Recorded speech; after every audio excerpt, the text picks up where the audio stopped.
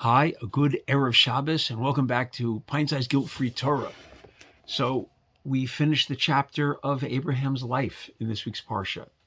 Abraham passes away, and it says the following: Ve'elu yemei shnei chayes Avram.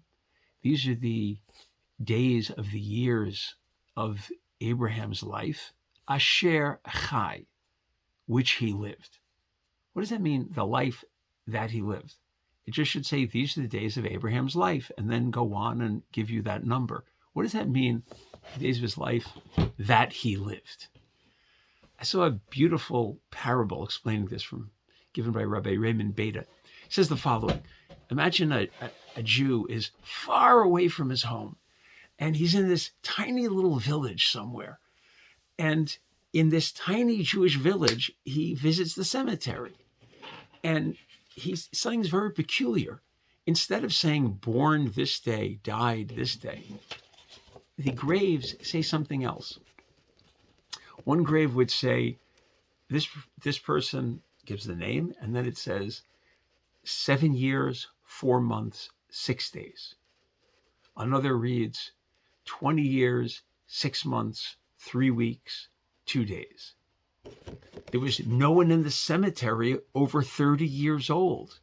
And it was just very strange how they wrote this on the grave. He'd never seen anything like this before. Again, this many years, this many months, this many days, and that's all was written. Not when the person was born and when the person died.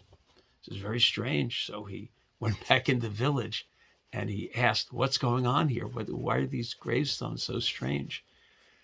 And so one of the elders of the town said, we don't record the amount of time a person spends on this earth.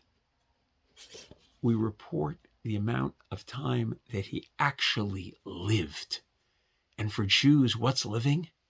Being kind, doing mitzvot, learning Torah. When was that person involved in meaningful activities? That's living. The amount of steaks he ate, the amount of trips to Vegas, the amount of other stuff he did, there might have not been anything wrong with that, but that wasn't the real living. We want to record when the person is living.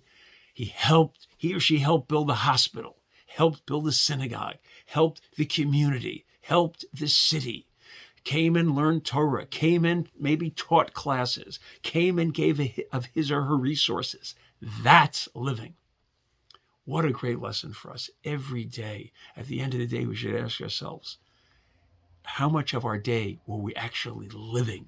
And how much of our day were we just involved in other activities? Nothing wrong with them. Eating, sleeping, other great activities, spending time, doing other activities, rest. But how much time was actually spent living, doing the stuff of meaning, the stuff we really need to do? Torah, mitzvos, kindness, all good things, all things that are incumbent on us as Jews. So as we come into the Shabbos, I hope all of us have a Shabbos where there's a lot of living, a lot of really meaningful stuff, and everybody should have a wonderful, wonderful Shabbos.